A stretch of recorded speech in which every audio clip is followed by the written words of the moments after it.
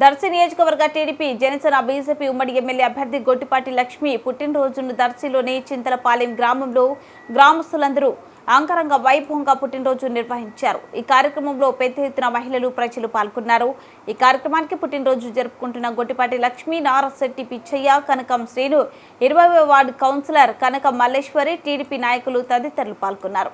గడప గడప ప్రచారం చేస్తూ అసెంబ్లీ అభ్యర్థిగా నన్ను ఒంగోలు పార్లమెంటు సభ్యులు మాగుంట శ్రీనివాసరెడ్డిని అత్యంత మెజార్టీతో గెలిపించాలని ప్రజలను కోరారు. స్థానికంగా ఉన్న సమస్యలు తెలుసుకొని మన ప్రభుత్వం వచ్చిన వెంటనే అవన్నీ కూడా పరిష్కరిస్తానని గ్రామస్తులకు భరోసా ఇచ్చారు. మన ప్రభుత్వం వస్తే చంద్రబాబు నాయుడు ముఖ్యమంత్రి సూపర్ 6 పథకాలు అమలు అవుతాయని తెలిపారు.